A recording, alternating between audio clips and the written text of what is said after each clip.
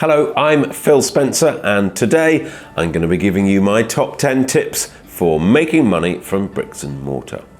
If you're as obsessed with property as I am, you're going to want to subscribe to this channel. So do please hit that button now. Go on, help yourself. Property can be profitable, friends, if you know what you're doing.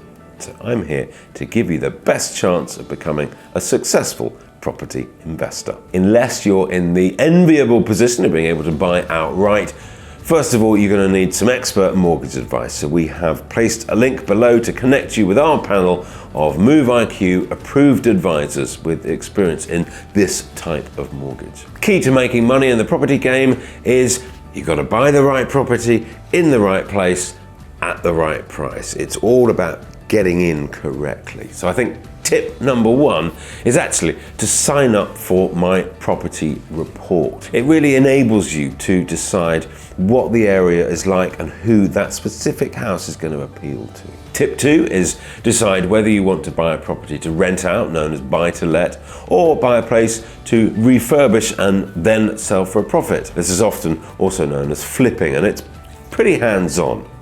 You need to hunt down a property with potential, secure it at the right price, manage the renovations, and make sure that's all completed on time and within budget.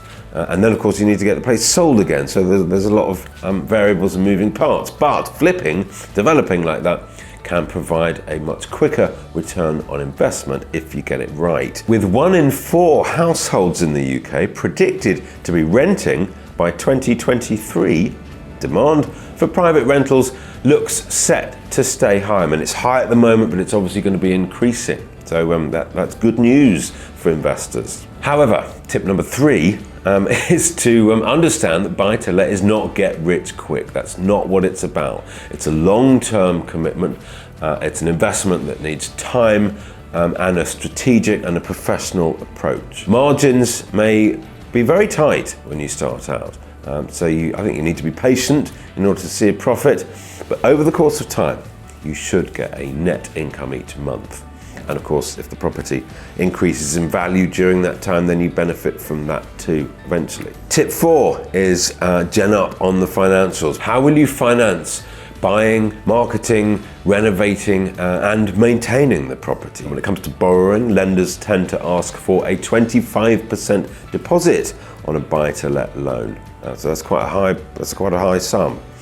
You'll also need a good credit rating and regular income yourself in order to get the best mortgage deals. There are a lot of lenders out there and there's a lot to choose from. They want to see that the rental income will be around 30% higher than the monthly mortgage repayment in order to ensure that it's affordable. So do shop around. My 5th tip is don't get caught out by the extras. Whether you're buying to rent or buying to sell, the difference between what you paid for the property and what you sell it for will attract capital gains tax. Stamp duty, that's now 3% on second homes, and landlords can only claim basic rate tax relief on their mortgage payments, not higher rate tax relief as in the past. With a rental property, there are inevitable ongoing costs like repairs, maintenance, insurance, things like that.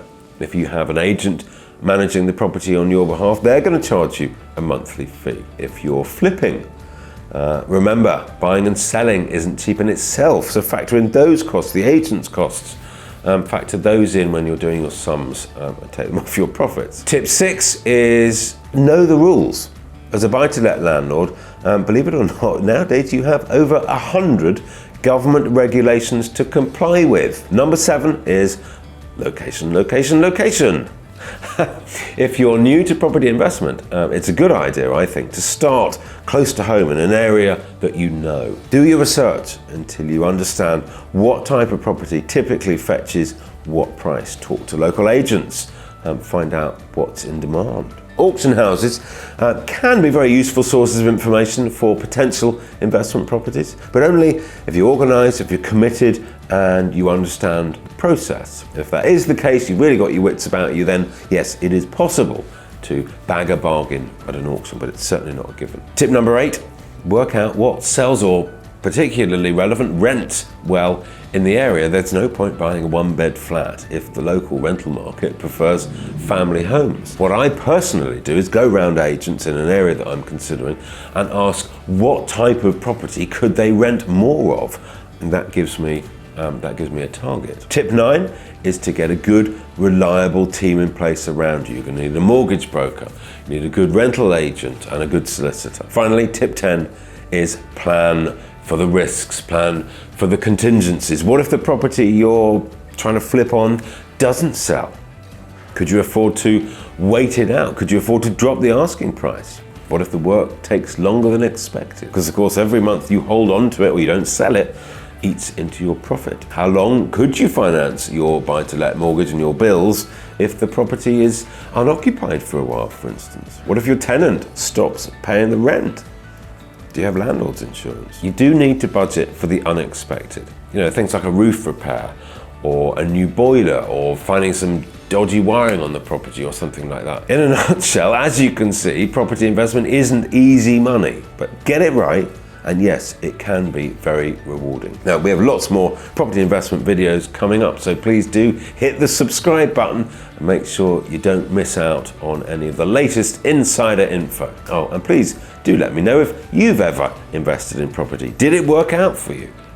What did you do? What would you tell anyone embarking on a property investment adventure? Do please let me know in the comments below. Thanks for watching. Hope you found it useful, and I'll see you soon.